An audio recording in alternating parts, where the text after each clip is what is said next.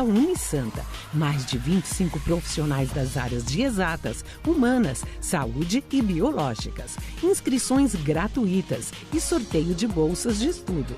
Acesse unisanta.br/feira de profissões. Agora, Santa Cecília TV te acompanha em qualquer lugar que você estiver. Santa Cecília Aplicativo. Toda a programação ao vivo da Santa Cecília TV e você ainda pode acompanhar as notícias do Santa Portal e ouvir a 107,7 Santa Cecília FM. Baixe agora mesmo na Play Store do seu smartphone e leve a Santa Cecília para qualquer lugar do mundo. Santa Cecília Aplicativo. Toda a qualidade e tradição agora em suas mãos.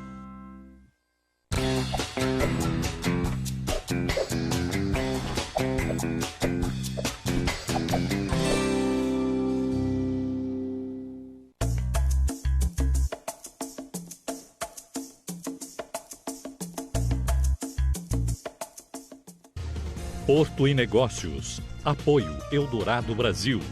BTP, Brasil Terminal Portuário. Acreditar e inovar. E Unimed Santos, com novo e moderno centro médico.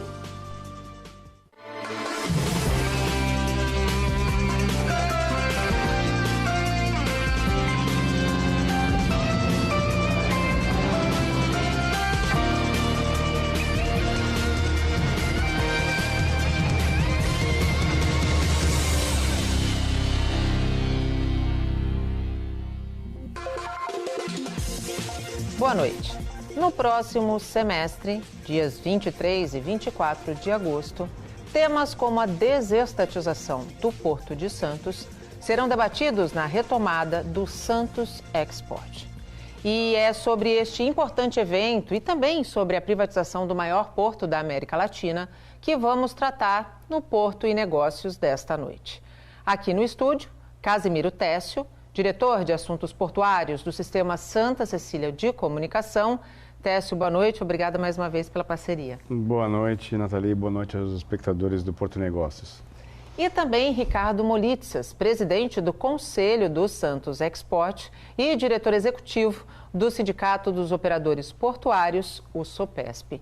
Ricardo, seja muito bem-vindo ao Porto e Negócios. Muito obrigada pela tua participação e disponibilidade. Boa noite, Nathalie. Boa noite, Técio. Boa noite a todos os telespectadores. Molitsas, essa retomada do Santos Export traz uma série de desafios a serem tratados. Quais temas vão estar na mesa? Olha, como não pode deixar de ser, o tema desestatização ele vai ser um tema que tem norteado as nossas discussões, né? Embora o evento só aconteça em agosto, existem alguns webinars que nós estamos fazendo ao longo desse ano e todos eles até agora tratando de desestatização com os vários públicos que estão envolvidos, né? Então a gente já fez um com alguns segmentos do Porto. Na verdade nós fizemos 2 lives com segmentos do Porto, não dava para colocar todo mundo junto porque o tempo é limitado. E agora, o terceiro que está sendo programado agora, vão contar com os intervenientes no Porto. Autoridades para olhar, do ponto de vista das autoridades, o que eles imaginam com relação à desestatização, até porque tem previsto para Santos um crescimento de movimentação muito grande nos próximos 20 anos. E a gente precisa entender também dos intervenientes, como eles veem isso e como estão se preparando para esse crescimento que vem. E esses temas discutidos pelos webinários antes do Santos Export, eles vão dar o tom, efetivamente, do Santos Export? A gente pode dizer sem dúvida, isso? Sem dúvida. A gente tem o Conselho do Santos Export, que discute esses temas, que prepara esses webinários, e certamente aqui tem uma preparação dos temas que vão ser nos 2 dias do evento presencial, os principais temas com os principais convidados para poder fazer as discussões finais, né? Técio, qual que é a importância da retomada do Santos Export, que quando a gente fala do Brasil Export, ele nasceu a partir do Santos Export, né? E qual a importância da retomada desse evento num ano em que a desestatização do Porto de Santos está tão em alta nas discussões, nos debates? Acho que o primeiro ponto os temas discutidos no Brasil Export, no Sudeste, no Nordeste, no Centro-Oeste, são dores globais, vamos dizer dessa forma. Então, a questão da segurança jurídica, que a gente vem discutindo há bastante tempo, da intermodalidade, temas da questão regulatória, temas que acabam afetando todos os portos. Vamos pensar que a questão do Centro Export, o Centro-Oeste Export, ele busca mais a questão do escoamento da carga, né, para os portos.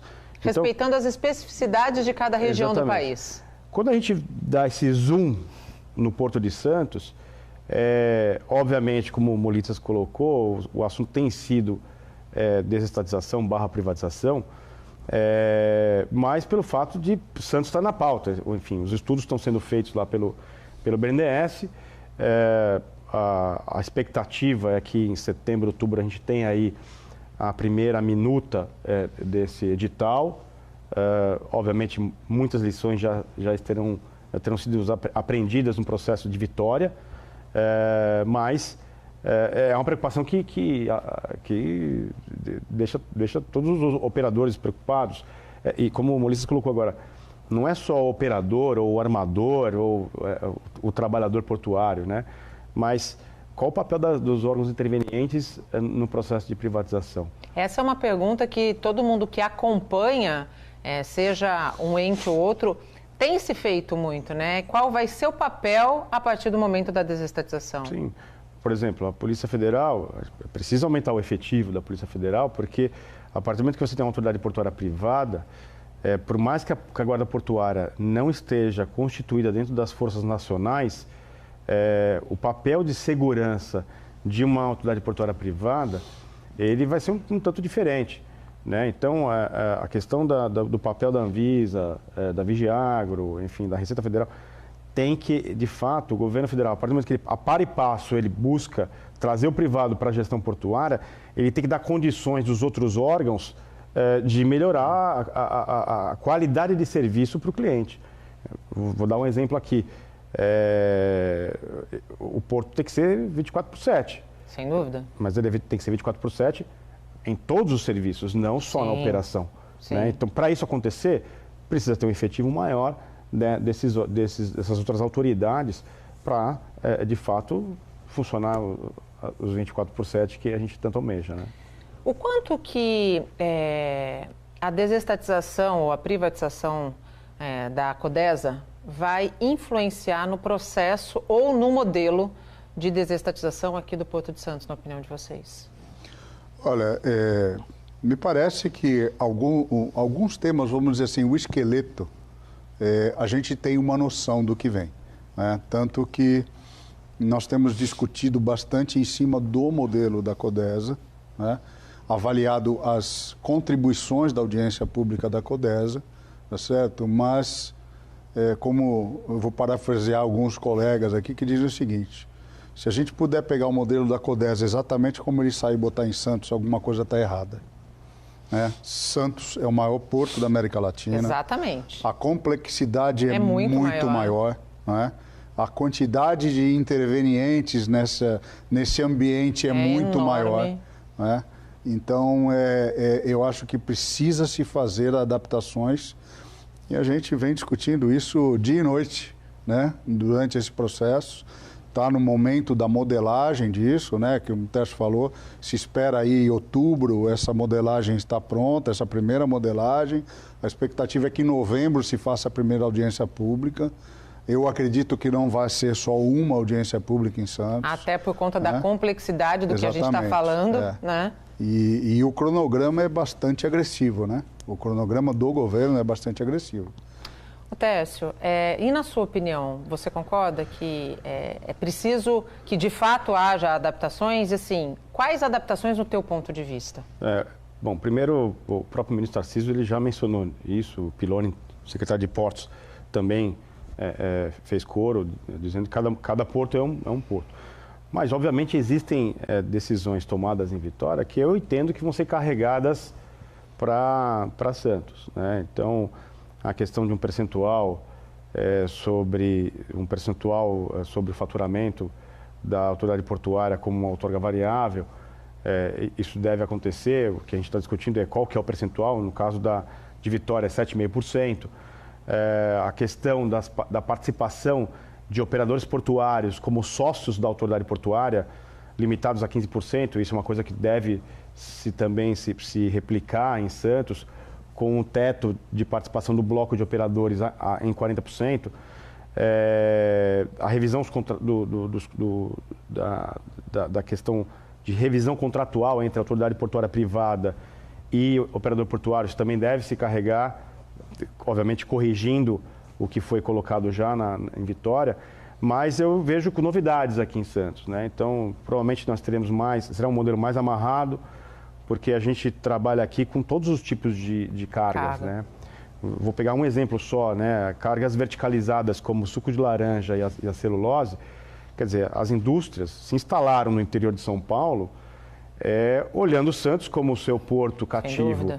Então, você não pode ter uma gestão da autoridade portuária privada que force esse cliente a sair do porto. Pelo contrário, ele tem que ter tapete vermelho para continuar dentro do porto. Porque tem uma relação umbilical entre o Porto de Santos e Matão, que é a região da produção de suco laranja. Entre Santos e Três Lagoas, no Mato Grosso do Sul, que é a planta da Eldorado, por exemplo. Então, esses exemplos são patentes que o modelo santista deve ser mais amarrado para o lado de quem vai disputar, de quem vai entrar nessa concessão. A gente pode dizer que mais amarrado signifique com respaldo maior dentro do que se busca quando a gente fala de segurança jurídica? Mais regulado, é isso mesmo. Então, a ANTAC vai estar mais em cima, o Ministério vai estar mais em cima, qualquer órgão interveniente vai olhar com mais atenção a ação da autoridade portuária. Agora a gente vai, óbvio, eu vou puxar sardinha aqui para o Sistema Santa Cecília de Comunicação, porque essa retomada também travou e tratou de uma parceria para uma cobertura exclusiva, né, pelo Sistema Santa Cecília nos dias 23 e 24 de agosto. Na opinião de vocês, qual que é a importância de uma TV regional, né, a TV dos grandes eventos, a maior com programação regional dentro da Baixada Santista, estar neste momento de retomada? Olha, Nathalie, eu acho fundamental a importância da comunicação, né? Um processo desse que Santos está passando é um processo muito importante, não só para o Porto, mas para a sociedade como um todo, né? Essas mudanças, elas mexem com todo o entorno, né? A gente tem uma discussão bastante ampla aí há bastante tempo em relação ao Porto-Cidade, né? Então, essa mudança, ela tem uma influência muito grande. E eu entendo que a sociedade precisa participar disso. E nada melhor que uma rede de TV regional, né, para dar cobertura nisso com a importância que tem esse tema, né? Então, eu acho que é fundamental a participação da Santa Cecília TV nesse ambiente todo que a gente está fazendo, do que a gente está discutindo, porque a sociedade precisa participar disso. Isso é uma forma de aproximar o porto da cidade. Sem dúvida nenhuma, eu concordo plenamente. Eu acho que a partir do momento que a gente leva informação de qualidade, a partir de porta-vozes que são referências, a gente consegue desmistificar até aquilo que todo mundo acha que é um pouco difícil, denso, quando se trata de porto, né? Sim, essa proposta da nova temporada, né, do Porto Negócios, que é traduzir para quem assiste a gente os assuntos que a gente discute no ambiente portuário. Até porque cada um que assiste a gente tem um amigo, algum familiar, algum conhecido que trabalha direto ou indiretamente com o porto. Isso é inexorável, né? Como que vocês acham que a desestatização ou privatização possa contribuir com a relação porto-cidade? Olha, existem projetos hoje. O projeto da Ferrovia Interna do Porto de Santos, a FIPS, que é fundamental para o porto, porque é preciso que esses investimentos previstos na FIPS sejam realizados por conta justamente dos terminais que o Tércio falou, os terminais de grãos, os terminais da celulose, eles estão baseados na necessidade da chegada e saída da carga por ferrovia, tá certo? Então, esse projeto, por exemplo, ele acaba com o investimento dele, passagens de nível que atrapalham hoje, de alguma forma, a mobilidade urbana. Sem dúvida, então, impactam diretamente na vida do cidadão. Exatamente. Você vê, os investimentos todos que foram feitos pelos operadores na ponta da praia, com relação ao problema do particulado, hoje praticamente não existe. Exatamente. Né? Foram investimentos enormes que foram feitos. Então, todo esse ambiente, né, ele acaba, de certa forma, e eu acho que é aí que é a grande diferença. Porque a minha percepção que muitas vezes, quando se fala desse problema porto-cidade, aparecem problemas, se mostram dificuldades. Sim, sem dúvida. E o que eu acho que a gente precisa é mudar um pouco essa comunicação. Buscar as soluções, né? Mostrar as soluções e mostrar o que é de bom feito. Exatamente. Né? A gente precisa comunicar de outra forma. Eu acho que, lógico, faz parte, né? Você publicar um determinado problema que tenha acontecido, mas não pode dominar a comunicação, porque isso também traz uma certa dificuldade entre essa relação, né? Uma rejeição, exatamente. Aquela coisa do cidadão não enxergar o Porto como aliado, ao contrário, como inimigo. E quando a gente para pensar na região, e eu vou além, no país sem o Porto de Santos, a gente tem um impacto duríssimo na economia.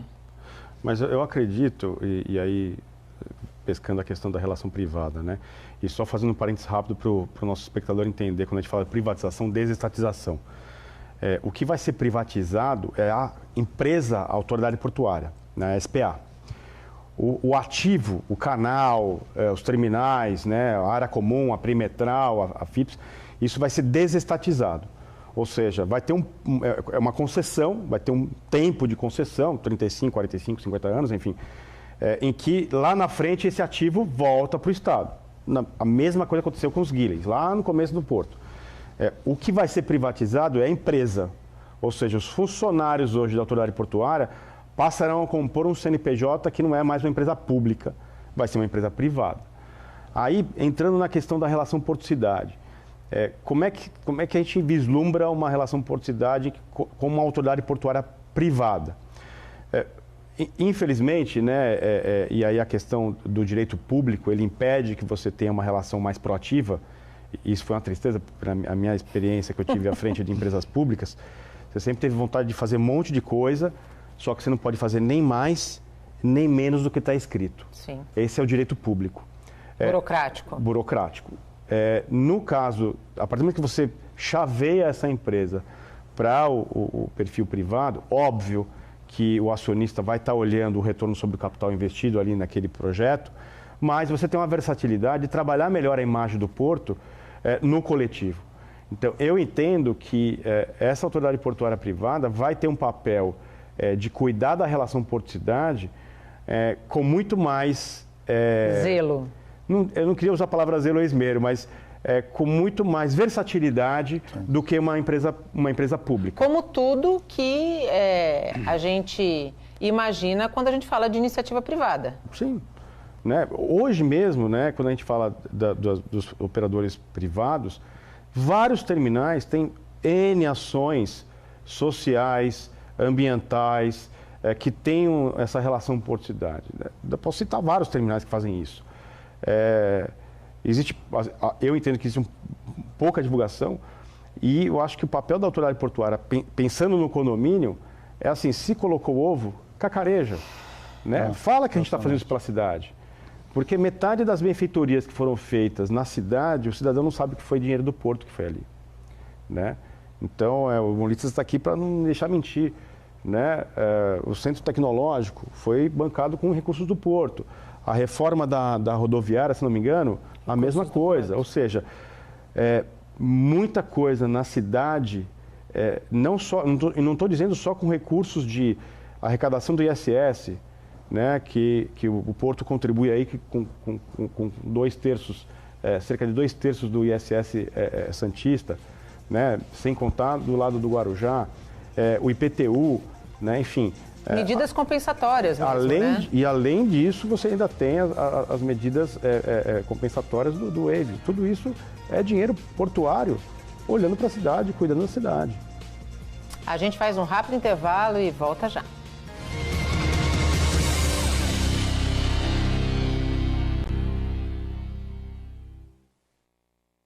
Para fazer de nosso país referência mundial na operação portuária, é preciso determinação. Sabendo onde queremos chegar, elevamos o padrão de excelência do Porto de Santos com operações altamente produtivas e sustentáveis. A BTP acredita no potencial da região e conta com a garra e persistência de sua gente para inovar e alcançar os resultados que nosso país merece. Brasil Terminal Portuário. Acreditar e inovar. O novo Centro Médico Unimed Santos está pronto. Excelência em cada detalhe com atendimento e estrutura que você merece. Pronto atendimento 24 horas. Moderno e completo centro de diagnóstico por imagem. Exames laboratoriais, centro cirúrgico e hospital dia. Medicina física e reabilitação e muito mais. O que existe de mais avançado está aqui. Unimed Santos. Cuidar de você. Esse é o plano.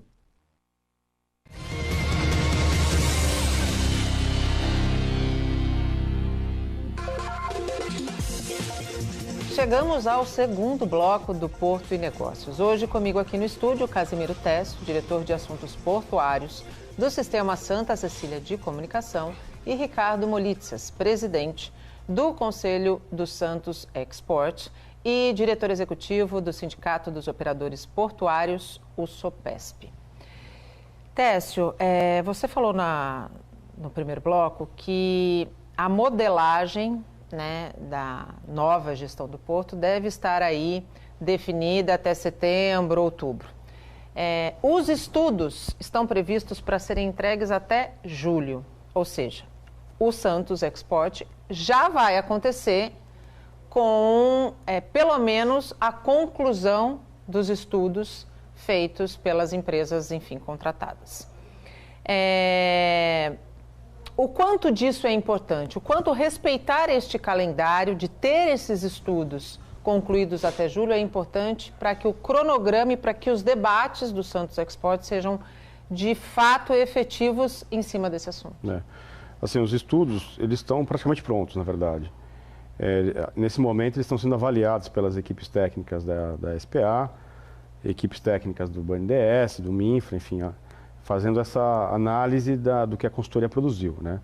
Até por uma questão de cuidado, né? Porque se é publicado algum estudo com algum dado enviesado, com algum desvio, enfim, com alguma falta de interpretação, ou e sem a devida interpretação, você pode ter um efeito colateral negativo no processo, né? Então, eu até entendo o zelo do BNDES, e que bom que existe esse zelo, né, de colocar na rua um estudo que passou por um crivo, né, das equipes técnicas do banco e do MINFRA.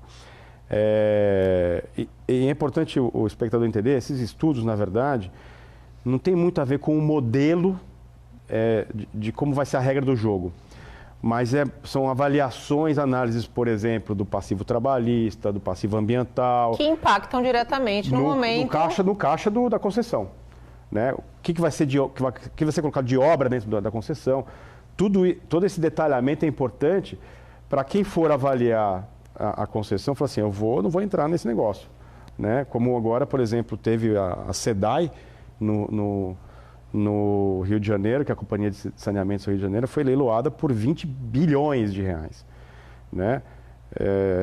Um ativo expressivo. Né? Tudo bem que nós estamos falando de toda a região metropolitana aí do Rio de Janeiro, né?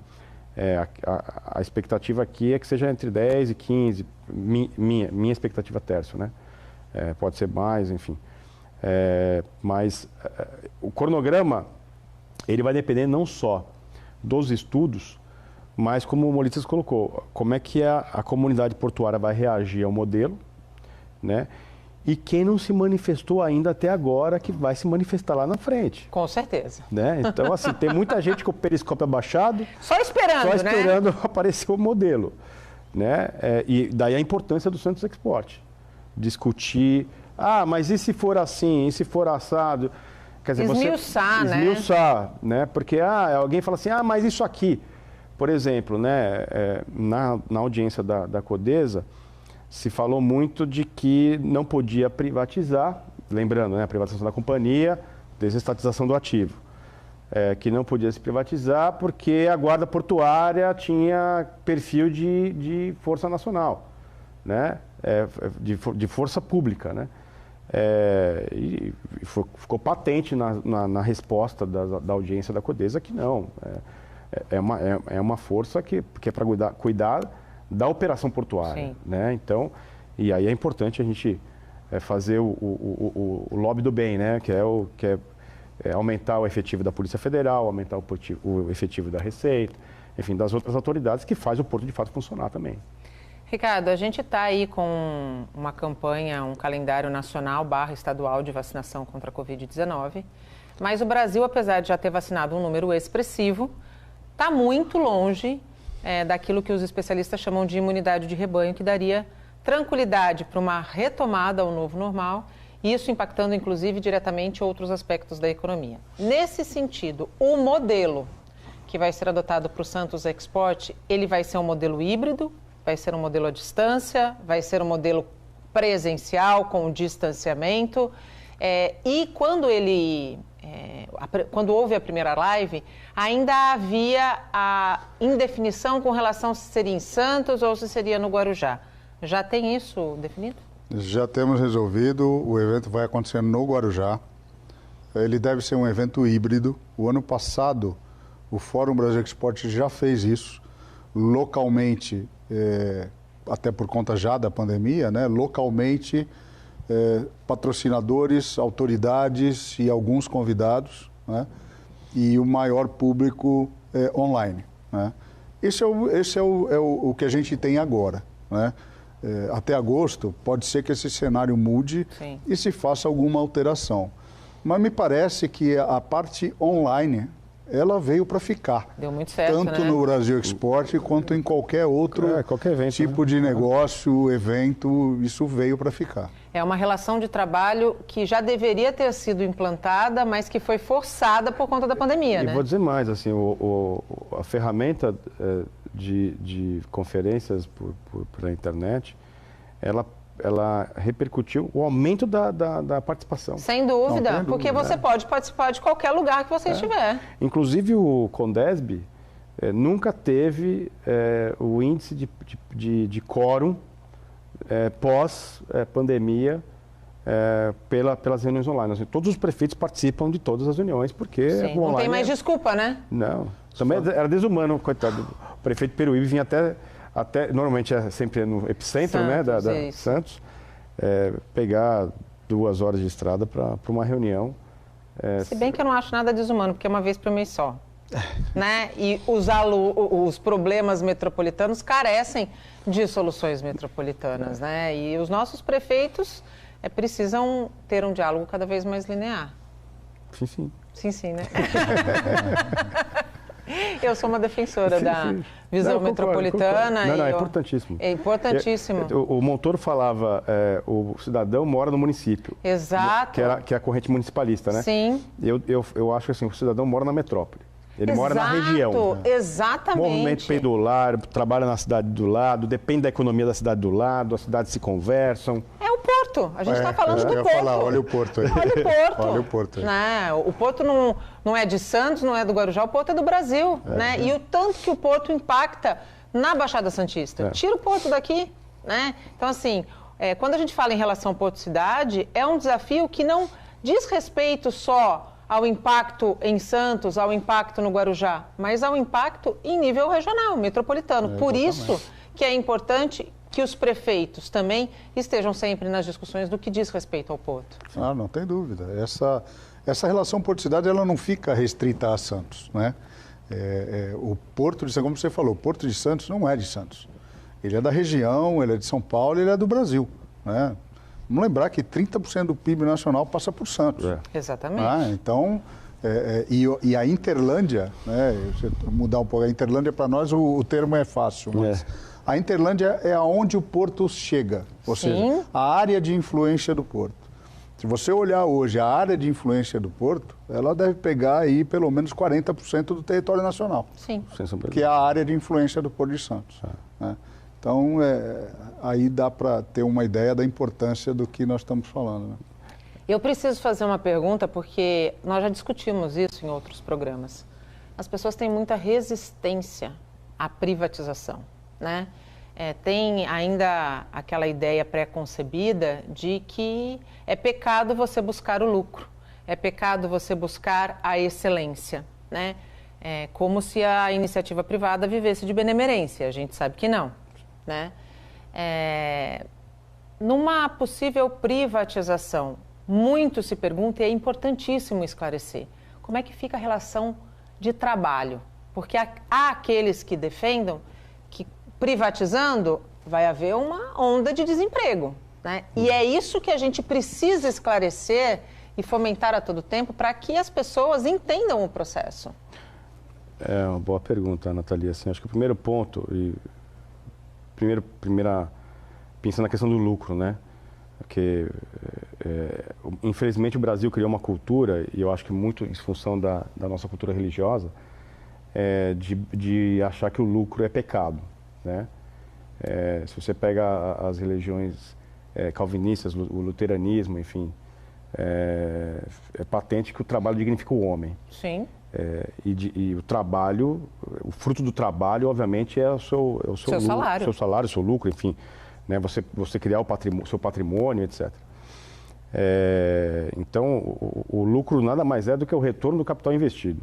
Então, se eu coloco, invisto em dragagem, invisto em novos berços, invisto em ferrovia, em rodovia, né? Esse dinheiro precisa voltar de alguma forma, dúvida. né?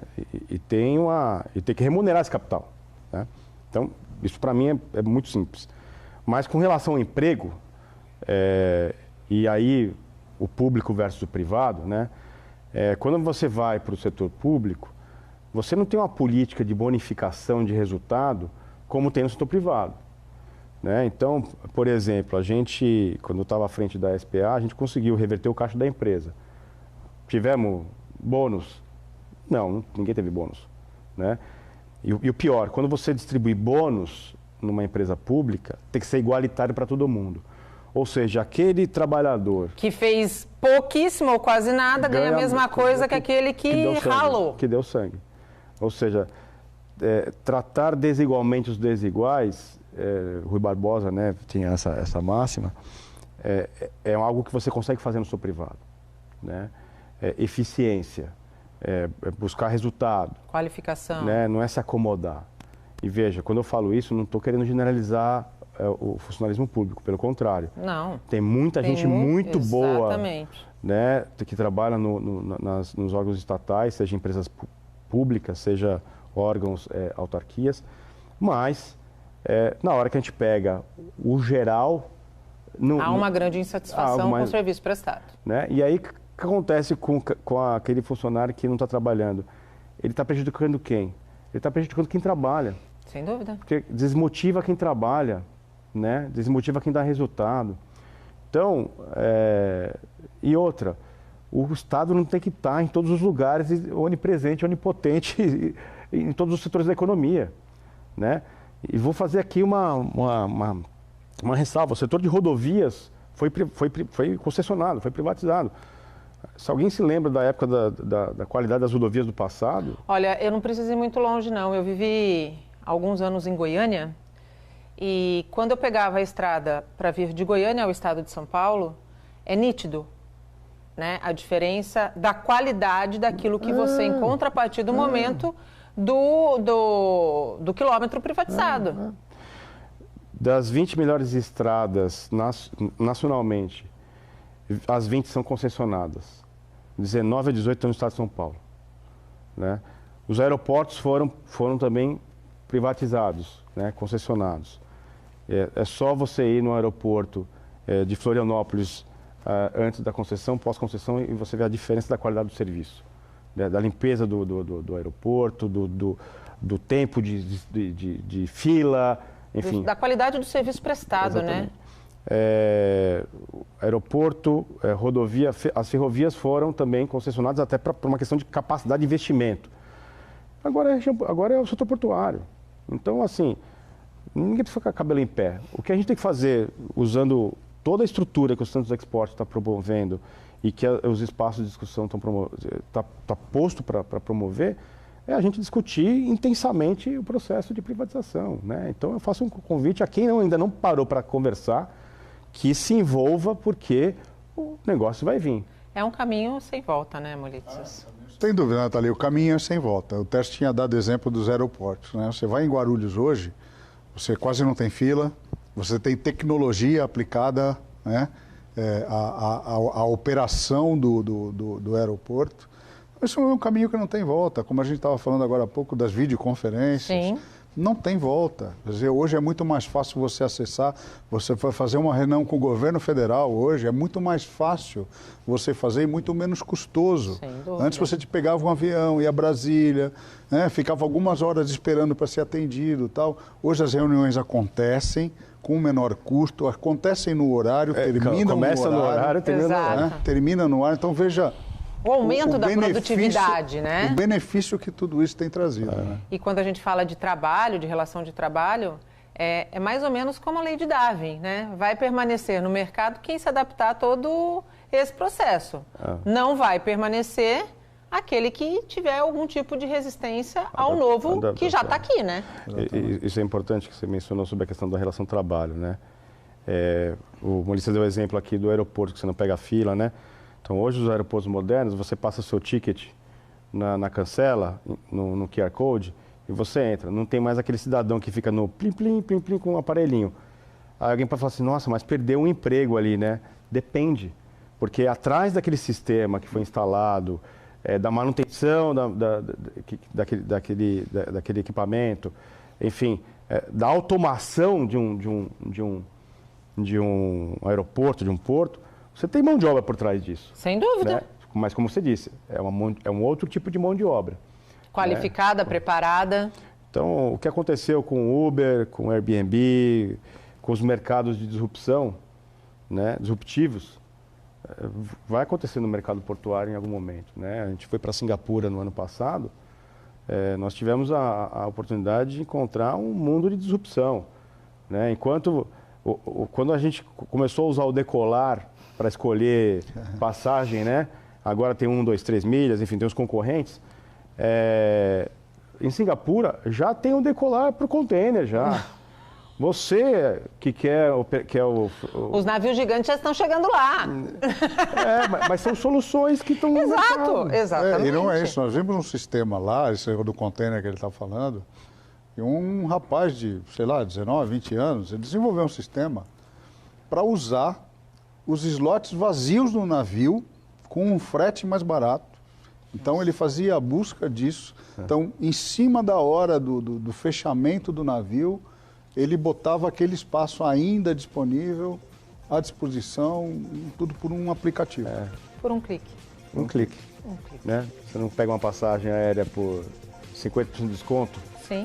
Então você tem aí seus 50% de desconto no container no navio. É isso aí. Quem não se qualificar vai ficar à margem. A gente faz mais um rápido intervalo. Voltamos já.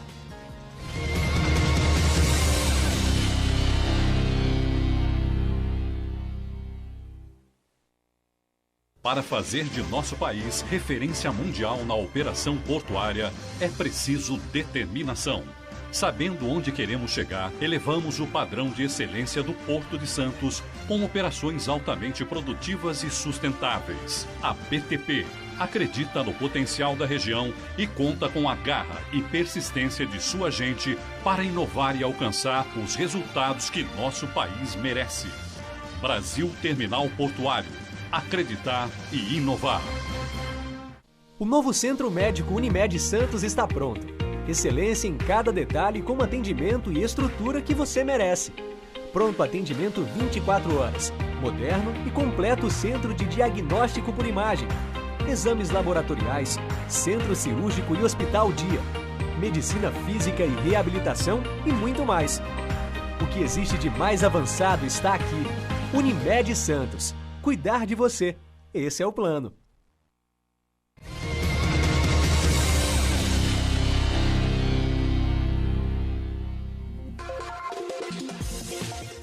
E estamos de volta e chegamos ao último bloco do Porto e Negócios. Hoje falamos da retomada do Santos Export, que acontece nos dias 23 e 24 de agosto, no Guarujá, e terá cobertura exclusiva do sistema Santa Cecília de Comunicação. Comigo aqui no estúdio, Casimiro Técio, diretor de Assuntos Portuários do Sistema Santa Cecília de Comunicação, e Ricardo Molitzas, presidente do Conselho do Santos Export e diretor executivo do Sindicato dos Operadores Portuários, o SOPESP. Queria abrir esse último bloco perguntando para vocês como é que vocês avaliam o impacto da desestatização quando a gente pensa na integração dos modais. Olha, na verdade, eu vejo que a desestatização ela pode trazer um benefício do ponto de vista dos investimentos necessários para isso, né? Um dos pontos de se fazer a desestatização é justamente dar essa possibilidade de investimentos rápidos, né, direcionados naquilo que se precisa, né? Então, a gente pode ver o exemplo pelos arrendatários do porto, né, que estão há alguns anos aí. A quantidade de investimento feita por esses terminais é muito expressiva. Hoje, no Porto de Santos, você deve ter em torno de 4 bi de investimentos em andamento, fora aqueles que estão chegando, né? Então, veja, essa capacidade de investimento, hoje você só encontra na iniciativa privada. É uma discrepância muito grande quando a gente vai pensar na questão pública, do lado público, né? Já mencionou aqui, o governo não tem mais dinheiro para ficar enfiando em infraestrutura. Ele vai onde não para de pé o investimento, mas hoje precisa investir em vacina, precisa investir em recuperação da economia, enfim, tem outras, educação, tem muitas frentes que o governo, o poder público, eu digo qualquer nível da federativo, tem que priorizar, né? Então, deixa o privado fazer o que ele tem que fazer. Recentemente, o TCU determinou a prorrogação do contrato do Grupo Marimex na área onde estava projetada a construção de uma pera ferroviária. Como é que o SOPESP tem ou pretende atuar nessa questão pós essa aprovação da prorrogação do contrato? Olha, a notícia do TCU, ela é uma notícia ainda que a gente não tem o acórdão do TCU com a decisão que precisa se analisar como sai esse acórdão. Mas, de qualquer forma, eu já falei aqui sobre isso. Os investimentos da ferrovia precisam ser feitos. O que nós precisamos trabalhar, se a realidade é essa, com essa modificação, nós precisamos trabalhar e achar alternativas para que esse investimento seja realizado justamente para atender aqueles terminais que a gente falou. Os 2 grandes terminais de celulose que vêm para a Ponta da Praia e todo o investimento que está se fazendo na operação de grãos na Ponta da Praia, né? Então, a questão é essa. Se o ambiente que nós temos mudou, nós temos que achar alternativa para conseguir fazer esses investimentos e ter a mesma capacidade de transporte que se teria com a pera. Na sua análise, Técio, quais seriam as alternativas? Porque isso atrasa muito os planos do governo federal. Inclusive, essa questão da construção dessa pera está contemplada no PDZ, no plano de zoneamento. O que acontece, assim, essa pera, ela ia equacionar todo o problema logístico da região do Terinhos, né, que é rodo intensivo, né? O PDZ que foi desenvolvido foi ferro intensivo. Então, essa decisão do TCU desrespeita o PDZ. Exatamente. Tá? Agora, o problema maior dessa decisão é a insegurança jurídica. Quer dizer, os órgãos reguladores, como a ANTAC, a própria Justiça, enfim, tiveram outros colegiados que tomaram uma decisão e nos completamente contrária. E nos 45 do segundo tempo, tomada uma outra decisão com uma justificativa que eu achei frágil, que era o contrato de transição, ele é frágil e prorrogar um contrato por 5 anos não. Sendo que nós tínhamos um contrato com a Petrobras de transição por 11 prorrogações, ou seja, o mesmo período, né? Para que serve o contrato de transição? Justamente para, enquanto eu equaciono um problema, eu mantenho aquele contrato até eu equacionar aquele problema. Sim. Né? Então, e aí mencionar a argumentação de que não se consegue assinar nenhum contrato de armazenagem por eu não consegui entender essa... Mas como o Molissa colocou, vamos deixar o acórdão sair para a gente, de fato, ter uma opinião sustentada. Agora, o fato da insegurança jurídica, isso é fato. É muito ruim, né? Para a imagem. Afugenta o capital, afugenta o investimento. Né? Exatamente. O que deixa a gente de cabelo em pé é um governo que tomou a decisão de carregar no transporte ferroviário, ou seja, de mudar a cara do Brasil com relação ao transporte ferroviário. Ter coragem, né, de deixar aquela escolha rodoviarista para trás. E aí você tem uma decisão que vai contra isso, né? Agora, com relação à pera, ia ajudar muito você melhorar o desempenho ferroviário imediato da ponta da praia. Agora, como o Molissa colocou, vamos ter que ter um jogo de cintura aí. Provavelmente quem vai sofrer? Roteirinhos. Vai sofrer com o transporte, com a deficiência do transporte ferroviário ali, porque eu entendo que a saída, né, emergencial para a solução disso prioriza-se o transporte ferroviário na ponta da praia, no corredor de exportação de celulose, e, meu caro, Roteirinhos vai ficar aí com um probleminha de acesso ferroviário. Né? Infelizmente. Um outro assunto que também está em bastante discussão é um novo recorde de movimentação de cargas no porto. A gente sabe que em 2020 houve um impacto, né? No final, uma recuperação.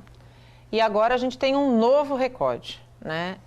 Acima, inclusive, do que foi registrado em agosto do ano passado. Quais fatores, na visão de vocês, contribuíram para esse recorde?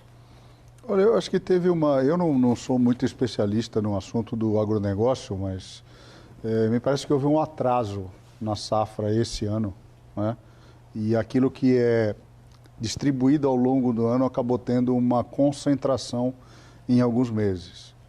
Mas eu não acho que isso é justificativa total para isso. O nosso mercado vem crescendo e ele vai continuar crescendo. É o que a gente falou aqui. O PDZ prevê para os próximos 20 anos, a gente vai quase dobrar a nossa movimentação, perto de dobrar. Né? Nós saímos de 140 milhões de toneladas para 240 milhões de toneladas. E entre nós, né, 20 anos é logo ali, né? É logo ali. E tem mais, né? Os investimentos que a gente está falando da ferrovia, eles estão previstos nos próximos 3 anos, já para conseguir suportar esse crescimento. Esses investimentos não são feitos em 20 anos. Esses investimentos são feitos em 3 anos, para suportar esse crescimento que vem durante esse período todo. O Maurício colocou bem assim, você precisa ter uma capacidade instalada para a demanda ter um crescimento orgânico. Então, sustentado, né? Esse aumento da movimentação do agronegócio, ele se dá por N razões, né? Então, aumento da produtividade no campo, e aí a maturação da produção, né? Então, o primeiro ano, quando você troca uma produção e começa ela do zero, você tem uma curva de maturação daquela produção e aumento anual de produtividade por hectare. Além disso, você tem a rumo com a Norte e Sul aumentando a sua área de influência no Centro-Oeste. Sim. Então, eu brinco que Santos e Itaqui vão lá estar disputando. Para quem assistiu Game of Thrones, eu brinco que Itaqui é o King of the North. Então, fica lá o Kingsland e o King of the North disputando o Centro-Oeste, a carga do Centro-Oeste. Né? É brincadeira, mas é bem isso. É isso. E o aumento da eficiência e das capacidades dentro do Porto Santos. Então, aumento da capacidade estática. Então, o TES fazendo investimento, a ADM fez investimento, o Caramuru está fazendo investimento, né, junto com a Rumo. Terminais novos em arrendamento. O terminal de líquido da Transpetro também aí aumentando a sua capacidade após o leilão. Tudo isso são capacidades estáticas de armazenamento, melhoria no desempenho do canal e melhoria no acesso ferroviário. Então, você vai aumentando essas capacidades e o porto vai atendendo esse crescimento. Vai respondendo. Só boa notícia. Agora, como o Molissa colocou, historicamente o porto tem batendo os seus recordes. É um crescimento. Tem o efeito do dólar, tem o efeito da produtividade dos terminais, é um conjunto, né, uma matriz de fatores que faz com que a gente venha batendo esses recordes ano a ano.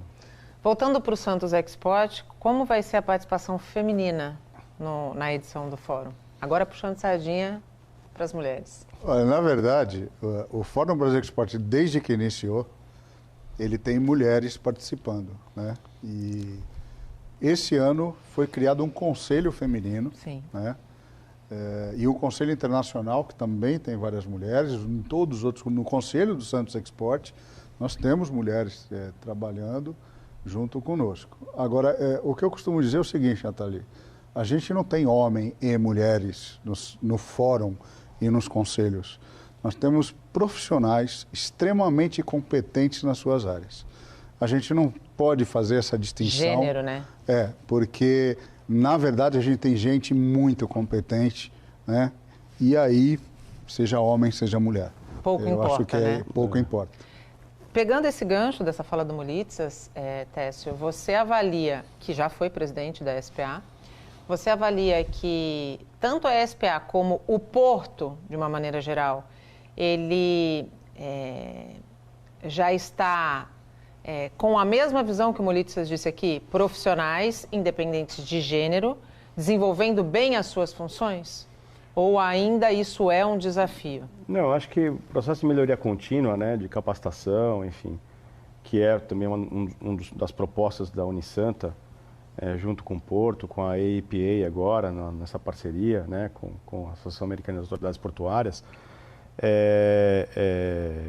você tem espaço para todos os gêneros, né? Então, o que a gente tem que medir de fato, existe uma participação feminina e essa mensuração, e está aumentando de fato, né?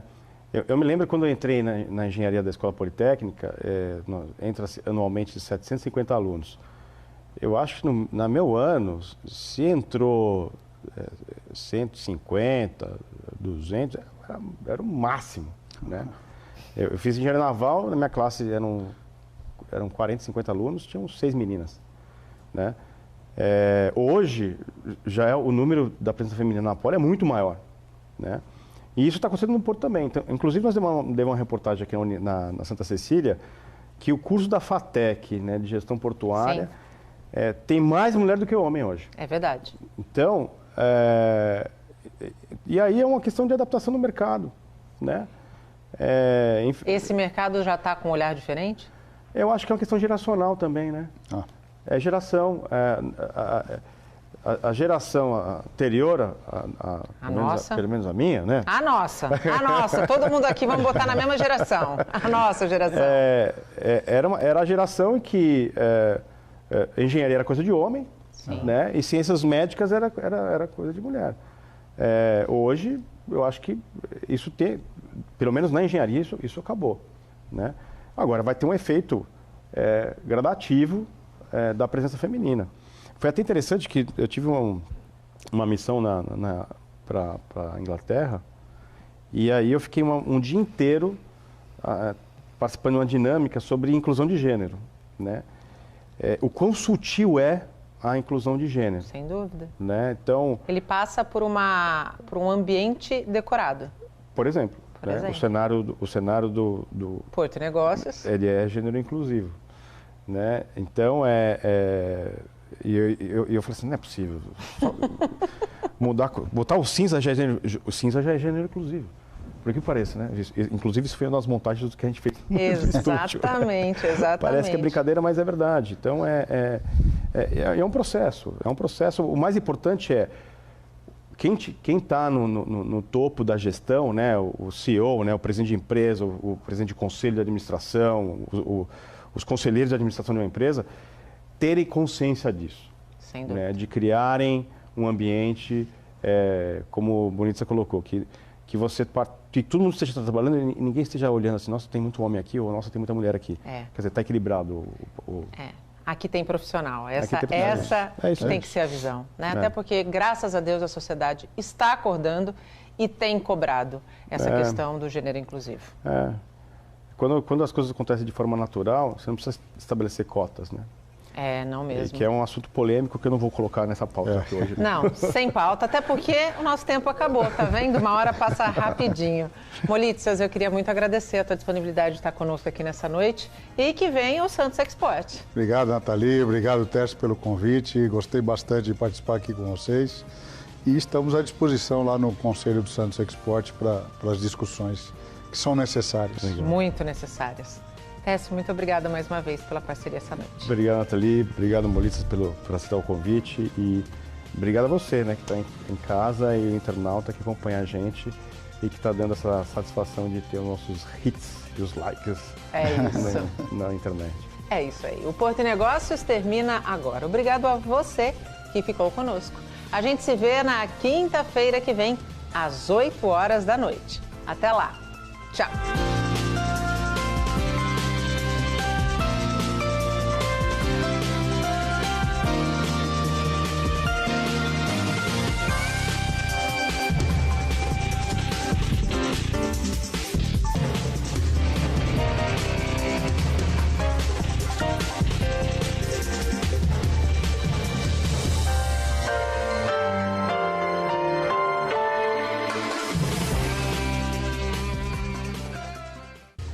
Porto e Negócios. Apoio Eldorado Brasil. BTP, Brasil Terminal Portuário. Acreditar e inovar. E Unimed Santos, com novo e moderno centro médico.